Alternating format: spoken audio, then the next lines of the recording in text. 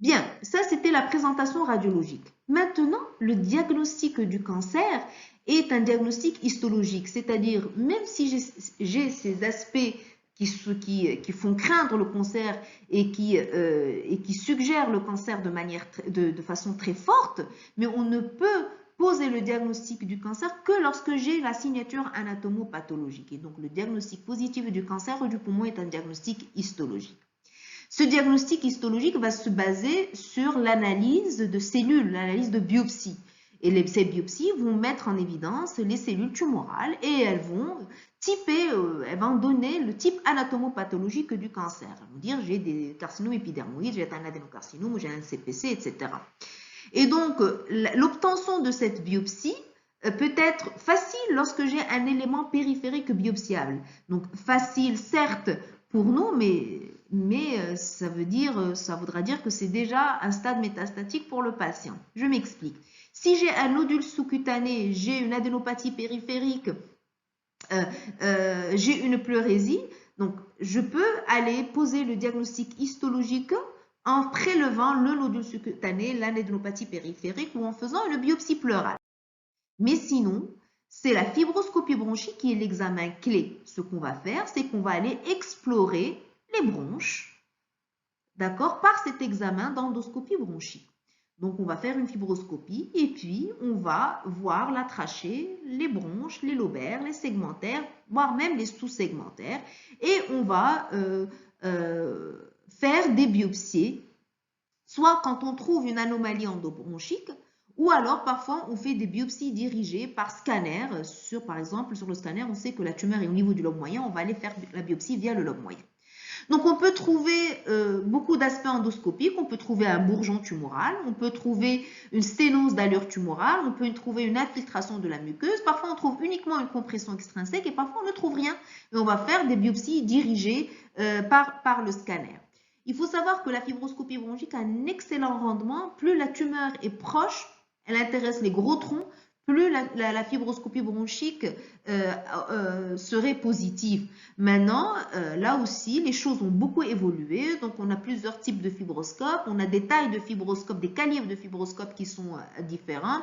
On a des pinces qui sont différents. On a des fibroscopes couplés à l'écho-endoscopie. Donc, voilà. Donc, il y a quand même des choses qui évoluent pour rentabiliser, pour rendre cet examen le plus rentable parce que ça reste l'examen le moins invasif. Et donc, on va faire des prélèvements et on va multiplier les prélèvements. On peut faire des biopsies dirigées, on peut faire des lavages à la recherche de cellules néoplasiques, on peut faire des brossages, etc. Alors là, juste pour vos exemples, regardez là, j'ai un aspect endoscopique normal où je vois un éperon qui est fin et on a les orifices. Alors, je ne sais plus c'est quel orifice, mais en tout cas, j'ai des orifices qui sont libres et les éperons qui sont fins. Et là, par contre, j'ai plutôt voilà, un bourgeonnement. J'ai le même éperon ici d'un autre patient, vous imaginez bien, qui a un bourgeonnement tumoral au niveau de cet éperon avec un épaississement, une sténose de cette lobaire. Et là, je vais faire mes biopsies à ce niveau-là et certainement, les biopsies, l'étude d'ANAPAT va pouvoir confirmer le type histologique ou le type anatomopathologique du cancer. Alors, après la fibroscopie bronchique, on peut faire le diagnostic via une ponction transthoracique, c'est-à-dire que j'ai une tumeur qui va se développer et laquelle je peux accéder par une ponction transpariétale ou transthoracique. Et là, le rendement est intéressant lorsque la lésion est plutôt périphérique. Alors, je peux faire cette ponction transthoracique via des aiguilles dédiées. On a des aiguilles voilà, c'est des aiguilles qui sont dédiées pour ce type de prélèvement.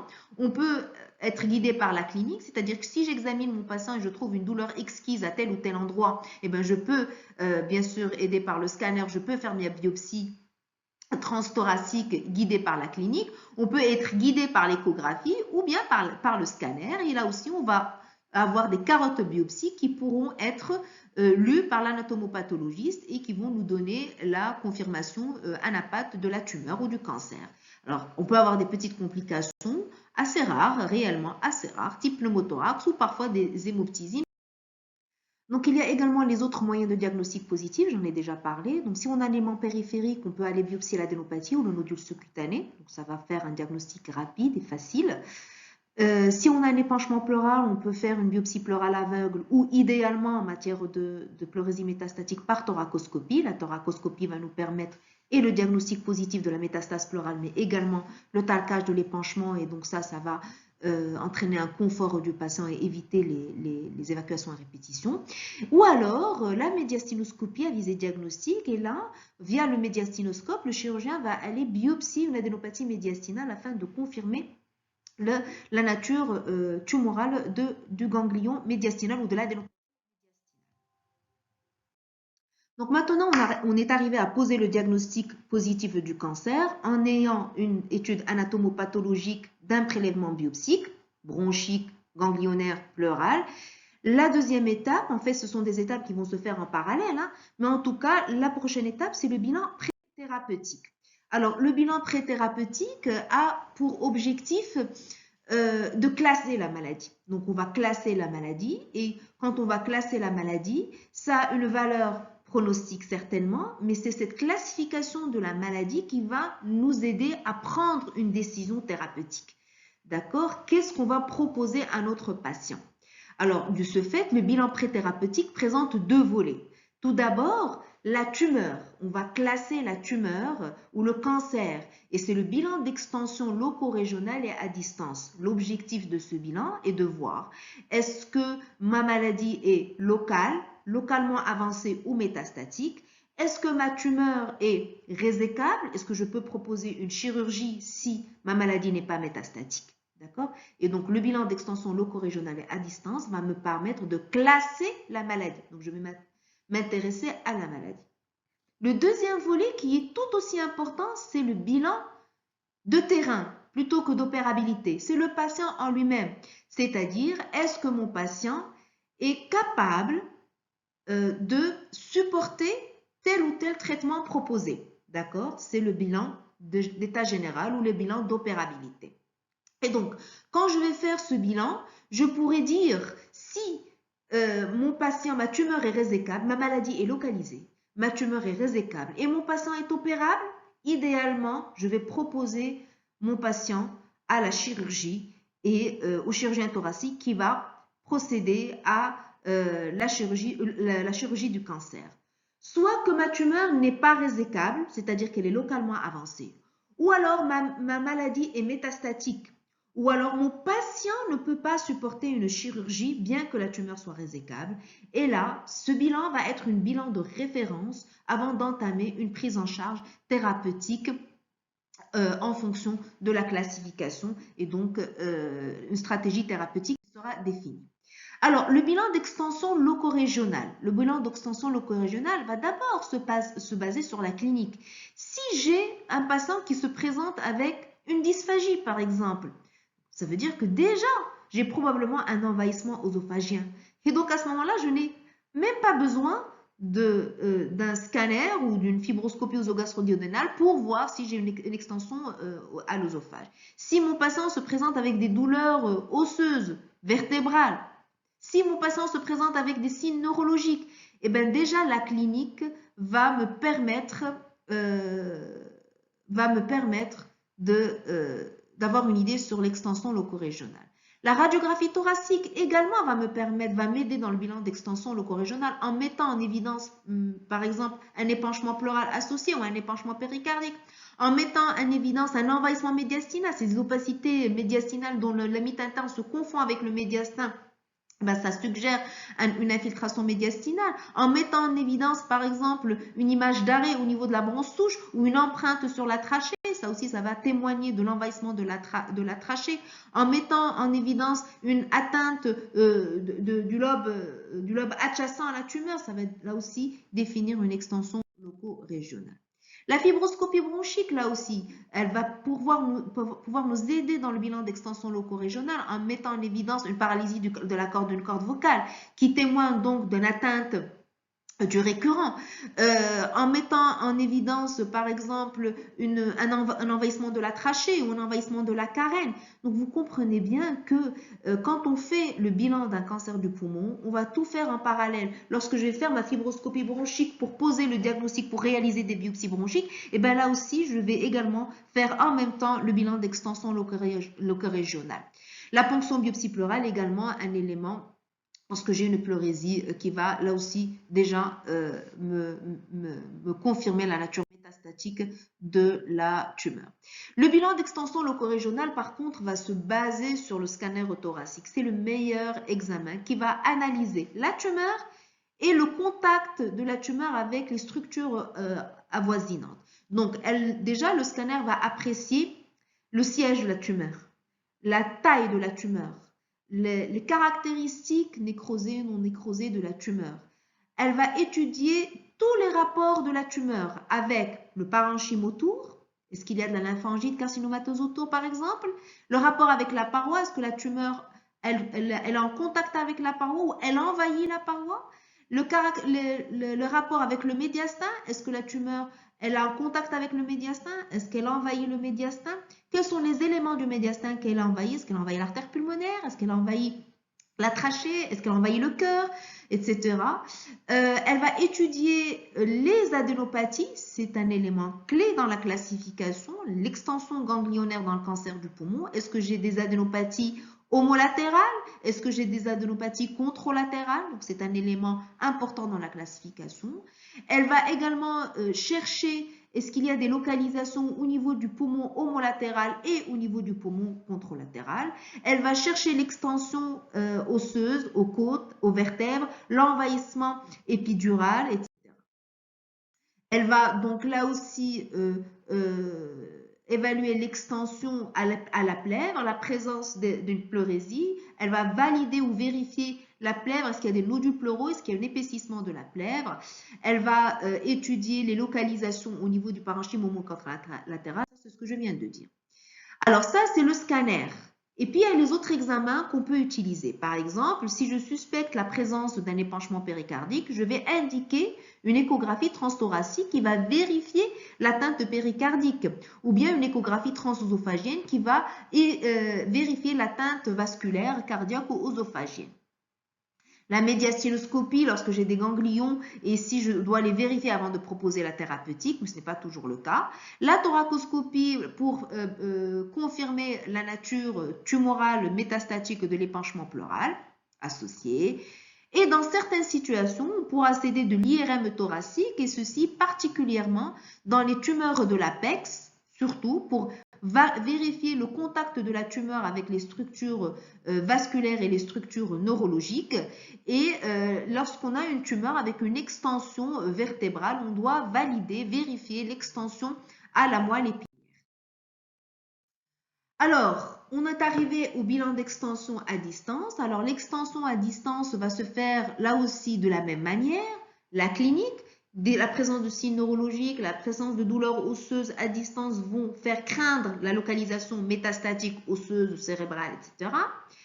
Par le scanner, le bilan radiologique qu'on va compléter. Il faut savoir qu'aujourd'hui, le bilan d'extension d'un cancer du poumon, idéalement, c'est quoi?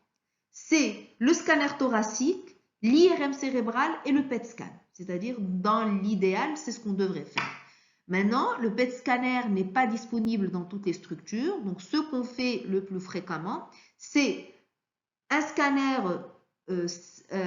thoraco-abdominopelvien et une IRM cérébrale. Alors ça, c'est le gold standard dans le bilan d'extension. Et ces examens-là sont essentiels, quel que soit le stade de la maladie, pour vérifier effectivement ce stade de la maladie. D'accord? Il y a une différence de protocole thérapeutique entre une maladie localement avancée et une maladie métastatique. Il y a une différence de protocole thérapeutique entre la présence de métastases cérébrales versus des métastases hépatiques ou des métastases surrénaliennes. C'est-à-dire qu'il faut qu'on fasse une cartographie de la tumeur et de ses métastases. Donc, le scanner abdominal va montrer des métastases surrénaliennes qui sont très fréquentes dans le cancer du poumon, des métastases hépatiques ou autres. La TDM cérébrale, idéalement mieux l'IRM cérébrale et les plus spécifiques et plus sensibles dans les IRM cérébrales. Et idéalement, c'est le PET scan, savoir qu'on utilise de moins en moins la scintigraphie osseuse. Et au terme de ce bilan, on pourra donc classer la maladie. Alors, on va classer la maladie par la classification classique TNM.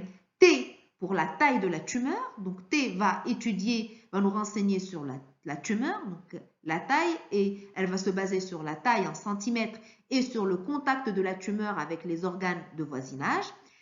N, c'est pour nodes, c'est pour ganglions, les adénopathies, donc les adénopathies médiastinales, et M pour les localisations à distance. Et la classification TNM a été revue en 2016. Et donc là, je ne vais pas la commenter dans le détail, mais juste pour vous dire que T1, c'est des tumeurs de moins de 3 cm, T2, c'est des tumeurs de moins de 5 cm, et vous avez T2A, T2B, ou bien des tumeurs qui vont atteindre la bronche souche, pardon. T3, c'est une tumeur entre 5 et 7 cm, ou bien l'envahissement pariétal ou de la plèvre. Et la T4, c'est la tumeur de plus de 7 cm, ou bien des tumeurs qui vont envahir des structures médiastinales. Les N, c'est pour les ganglions, les nodes.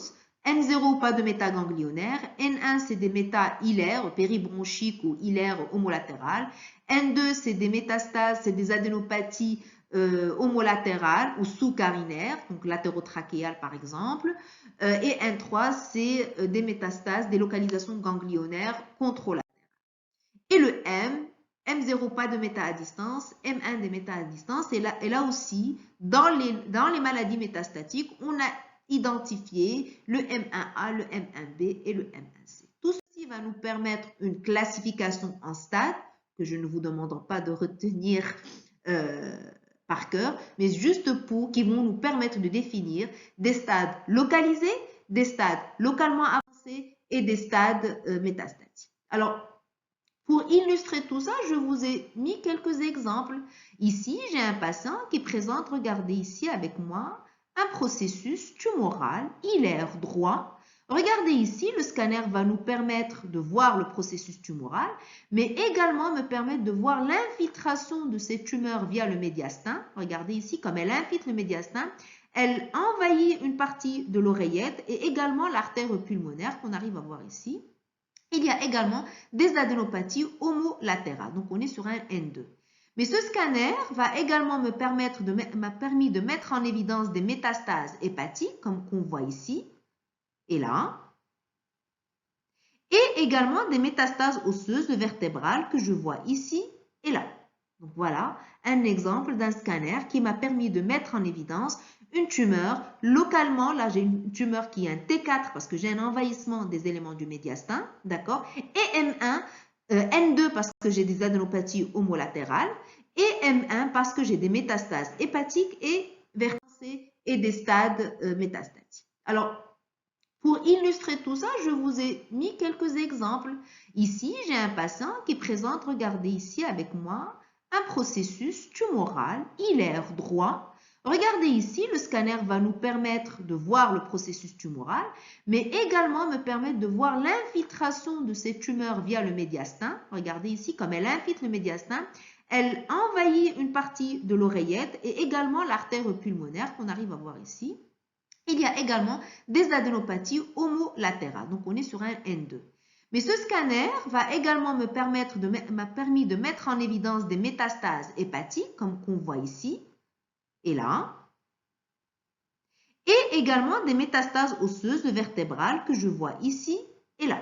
Donc, voilà un exemple d'un scanner qui m'a permis de mettre en évidence une tumeur. Localement, là, j'ai une tumeur qui est un T4 parce que j'ai un envahissement des éléments du médiastin, d'accord? Et M1, N2 parce que j'ai des adénopathies homolatérales et M1 parce que j'ai des métastases hépatiques et vertébrales. Un autre exemple, voilà un autre processus médiastino-pulmonaire qui, lui, ici, va envahir les structures vasculaires avec un large contact avec la trachée, un large contact avec la vertèbre, mais il ne semble pas envahir cette vertèbre. Il engagne la crosse de l'aorte, d'accord, et avec, là aussi, des métastases surrénaliennes et probablement hépatiques. Troisième exemple, cette tumeur du lobe supérieur, non, du lobe inférieur droit, d'accord, avec regardez, les courbes de reconstruction sur le scanner m'ont montré que la tumeur a une expression endobronchique que j'ai bien vue, que j'ai évaluée, que je confirme par l'endoscopie bronchique. Donc ça, c'était la première partie du bilan préthérapeutique, c'est-à-dire la classification TNM de la tumeur. On va s'intéresser maintenant au terrain, c'est le bilan de terrain. Alors le bilan de terrain est très très important, c'est une étape essentielle parce que même si j'ai une tumeur qui est opérable, on va dire, résécable, si mon patient a un trop mauvais état général, ben, je ne pourrai pas l'opérer, d'accord? Ou bien si mon patient est en insuffisance respiratoire, par exemple, parce qu'il a fumé pendant longtemps et qu'il a beaucoup d'emphysème, ben là aussi je ne pourrai pas l'opérer, le faire opérer plutôt. Donc, je vais évaluer le terrain. Cette évaluation va se baser sur l'âge et sur les comorbidités et l'état associé. Et puis, sachez qu'il y a une évaluation gériatrique si on a un grand âge. Donc, il y a des critères des critères d'évaluation gériatrique. On va évaluer l'état général et l'évaluation de l'état général va se baser sur l'index ou le score OMS que je vais vous montrer et également sur cette notion de perte de poids et combien le patient a perdu de poids. Des examens essentiels à faire, c'est l'évaluation cardiovasculaire et l'évaluation de la fonction respiratoire. Alors, l'évaluation fonctionnelle cardiovasculaire va se baser sur la clinique, mais surtout sur l'écho-cœur. Et puis, l'évaluation fonctionnelle respiratoire va se faire via les EFR, donc la spirométrie, les gaz du sang, parfois les épreuves d'effort, surtout si on veut proposer le patient à une chirurgie. Alors, comment on évalue l'état général? Avant, on utilisait l'index de Karnofsky, donc que je vous montre ici. Et aujourd'hui, de façon plus simple, on utilise l'index OMS ou la performance, le PS, la performance statut, qui est un index assez simple qui va évaluer en fonction de la possibilité de patient à faire une activité normale, d'accord? On va le classer en OMS 0, 1, 2, 3 ou 4. Alors l'OMS 0, c'est vous et moi, un patient qui est capable, un sujet qui est capable d'une activité identique à celle précédant sa maladie sans aucune restriction. Versus l'OMS A4, c'est un patient qui est incapable de prendre soin de lui-même, qui est alité, il a besoin d'être habillé, il a besoin d'être aidé tout le temps. D'accord? L'OMS A3, c'est un patient qui est capable de quelques soins, mais qui est alité ou en chaise plus de 50% de sang. Et on va se baser sur cet index-là pour voir si mon patient est capable de supporter telle ou telle thérapie que je vais lui proposer. On en arrive au chapitre traitement. Alors, le traitement, c'est deux volets là aussi. Le traitement de la maladie et le traitement des symptômes. Alors, le traitement du cancer bronchopulmonaire, je vais en parler, et le traitement symptomatique ou le traitement qu'on appelle nous de confort, qui est à mon sens tout aussi important, voire encore très important pour le patient. Parce qu'en fait, le patient va venir vous voir avec une plainte et il s'agit de le soulager. Donc, s'il a mal, il faut donner un traitement antidouleur. Si il a un épanchement pleural métastatique qu'il faut évacuer toutes les 2 secondes, eh ben, il faut proposer un traitement pour cette pleurésie. Alors, d'abord, le traitement du cancer. Alors, le traitement du cancer, on a plusieurs méthodes. On a la chirurgie, et qui est le traitement de choix. Mais hélas, peu de patients peuvent bénéficier d'une chirurgie parce que, comme je vous l'ai montré sur l'une des premières diapositives, souvent on fait le diagnostic à un stade localement avancé, voire métastatique. Donc, ça nécessite une sélection de patients et il faut que la tumeur soit résécable et le patient soit opérable. Il faut dire que les choses s'améliorent et qu'on arrive à poser le diagnostic des patients localisés plus souvent qu'avant. Et donc, c'est une chirurgie dite carcinologique, c'est-à-dire qu'on ne va pas juste enlever la tumeur, il faut enlever soit tout le lobe, soit tout le poumon et toujours associer un curage ganglionnaire. Et puis, parfois, les chirurgiens sont obligés de faire des exéresses élargis avec des reconstructions. Ils peuvent être amenés à enlever un bout de paroi de côte. Ils peuvent être parfois amenés à enlever une carène et faire une reconstruction de la trachée avec la bronche souche restante ou de la veine cave supérieure, etc. Il y a la radiothérapie, donc il y a les rayons. Alors, avant, classiquement, c'était une radiographie classique de 45 à 60 degrés avec des séances de 2 degrés par jour ou 5 jours par semaine pendant 6 semaines. Et puis aujourd'hui, la radiothérapie, là aussi, a connu beaucoup d'avancées. On a plusieurs modalités qui permettent de délivrer à la tumeur des doses très importantes de rayons en protégeant les organes de voisinage. Donc, c'est la radiothérapie hyperfractionnée, la radiothérapie conformationnelle et la radiothérapie stéréotaxique. Alors, la radiothérapie, on peut la donner le plus souvent en association à la chimiothérapie, parfois seul, chez des patients soit qui sont inopérables, non métastatiques, ou bien des patients qui sont localement avancés. Et enfin, la chimiothérapie, qui est l'autre moyen, qui intéresse les patients localement avancés ou les patients métastatiques dans les cancers bronchiques non à petites cellules, et la chimiothérapie qui est exclusive dans les carcinomes à petites cellules, puisqu'on ne propose pas de chirurgie pour les carcinomes à petites cellules. Alors, c'est une chimiothérapie qui est à base, qui doit comprendre un sel de platine, donc la cisplate, qui est associé à un alcoolide de pervenche. Bon, ça, ce sont des choses assez techniques. Mais ce que je voulais vous rapporter sur cette avancée thérapeutique, c'est qu'il y a quelques années, on commence à avoir beaucoup d'évolutions dans le traitement des cancers du poumon en utilisant d'autres possibilités thérapeutiques que la chimiothérapie, c'est la thérapie ciblée. C'est-à-dire qu'on va aller, comme je vous l'ai dit au tout départ, dans la classification anatomopathologique, il y a une classification moléculaire. Et on s'est rendu compte qu'on peut aller chercher les mutations des cellules tumorales et aller cibler ces mutations. C'est ce qu'on appelle la thérapie ciblée. Et ou bien, donc ça c'est un volet, ou bien une autre avancée thérapeutique, c'est l'immunothérapie, c'est-à-dire qu'on va aller booster l'immunothérapie du patient pour que ce soit ses propres cellules qui vont aller combattre et tuer les cellules tumorales, qui vont être reconnues comme étrangères et donc attaquées par le système immunitaire du patient. Donc, ce sont des thérapies nouvelles, novatrices, qui quand même qui ont amélioré le pronostic des patients porteurs de cancer du poumon. Alors là, c'est juste une diapositive pour montrer un petit peu. Depuis 2011 jusqu'à 2021, et donc je peux continuer encore ma flèche, eh bien, il y a le développement de beaucoup de thérapies. On a commencé par les anti-EGFR, d'accord, et puis les anti-ALK, d'accord, et puis vous voyez un petit peu le nombre de molécules qui sont développées et qui ont montré un intérêt dans le traitement des cancers du poumon, des cancers du poumon. Alors là, ce sont les modalités dont on dispose, mais il faut savoir que les indications thérapeutiques vont dépendre de tout ça, de la tumeur, de l'anapathie de la tumeur, de l'extension de la tumeur, de la résécabilité de la tumeur, de la classification TNM et du terrain.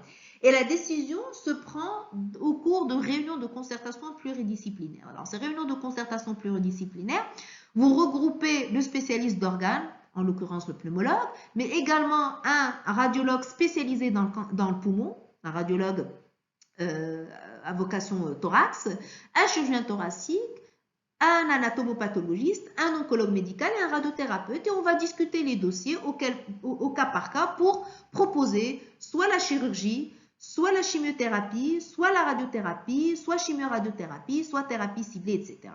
Et grossièrement, les patients opérables, ce sont les stades 1 et 2, les stades 3A, certains 3A, les inopérables, c'est les carcinomes petites cellules, les 1, 2 et 3A qui ne sont inopérables de par l'état général ou l'altération de la fonction cardiaco-respiratoire. Les 3B, ce sont les localement avancés. Le plus souvent, on prépare par une chimioradiothérapie et puis on revoit après le dossier est-ce que le patient va être éligible à une chirurgie ou pas. Et les stades 4 sont plutôt des stades métastatiques. Alors, et les traitements symptomatiques? Alors, les traitements symptomatiques, comme je l'ai dit, ils sont tout aussi importants que le traitement de la tumeur. Ils doivent être envisagés dans tous les cas, quel que soit le stade de la maladie et l'état de patient. Elle va prendre plusieurs volets.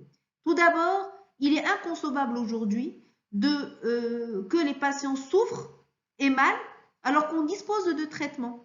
D'accord? Donc, il ne faut pas aller rester focus sur la tumeur et oublier le patient. Le patient, il est venu vous voir pour la douleur. Et donc, on va proposer un traitement antalgique en commençant par les paliers, en évaluant déjà la douleur par une échelle analogique de la douleur, et puis en proposant des traitements par palier, niveau 1, niveau 2, niveau 3, jusqu'à arriver aux opiacés ou morphiniques. Et puis, sachez que les métastases osseuses sont très algiques. On peut même proposer une radiothérapie ciblée sur les lésions métastatiques, des lésions métastatiques. On peut également proposer pour les douleurs neurogènes du Rivotril ou de la Roxy. Alors, les autres traitements symptomatiques, c'est la désobstruction bronchique. On peut par exemple, une tumeur bronchique de la bronche touche qui envahit la bronche touche, qui envahit la carène et qui risque d'obstruer la bronche souche contralatérale, et ben chez ces patients-là, on peut faire des gestes endoscopiques de désobstruction, c'est-à-dire via une endoscopie rigide, on va aller désobstruer la bronche souche et placer une prothèse pour éviter que le patient s'étouffe complètement et qu'il ait les bronches totalement fermées. Le syndrome cave supérieur, on peut proposer l'anticoagulation ou bien la corticothérapie ou bien des prothèses endovasculaires lorsque la veine cave est comprimée par la tumeur, donc elle n'est pas envahie, elle est comprimée. On peut proposer la mise en place d'une prothèse endovasculaire. Et les syndromes paranéoplasiques qu'on va traiter en fonction de tel ou tel syndrome paranéoplasique. La dyspnée qui est secondaire à la lymphangite carcinomateuse, c'est souvent l'oxygénothérapie, les corticoïdes, mais bon, franchement, ça ne donne pas beaucoup de résultats. Il faut assurer un support psychologique, anxiolytique, voire antidépresseur à ces patients. Imaginez-vous avec moi un patient de 45-50 ans chez qui on diagnostique un cancer et on lui balance tout ça, monsieur, vous avez un cancer du poumon, vous allez faire de la chimio, de la radiothérapie, que sais-je, et on ne prend pas en considération son état psychologique ou son état de dépression, et fatalement, ça va impacter sa prise en charge thérapeutique. Le support nutritionnel, souvent, ce sont des patients qui sont dénutris, amaigris, on doit proposer un support nutritionnel. Le traitement des métastases cérébrales par une radiothérapie cérébrale, la prise en charge des pleurésies récidivantes par une thoracoscopie avec un talcage, etc., etc. Pour autant, le pronostic est certes effroyable, mais comme je l'ai dit, les choses changent. Heureusement, les choses changent et on a effectivement sur plusieurs plans. Les choses changent sur le plan du diagnostic, puisqu'on arrive à faire le diagnostic de manière plus précoce, puisqu'aujourd'hui, les scanners se sont largement démocratisés, on trouve des scanners partout hein, et on le fait de manière plus simple. Ils sont largement demandés. Et puis les avancées dans le matière diagnostique histologique, donc on a les techniques de fibroscopie qui se sont améliorées, les techniques de biopsie transthoracique qui se sont améliorées, etc. Et enfin, les techniques chirurgicales dans le traitement, donc les chirurgies se sont améliorées et les modalités thérapeutiques, là je vous ai parlé de la thérapie ciblée, de l'immunothérapie et l'avancée de la radiothérapie également.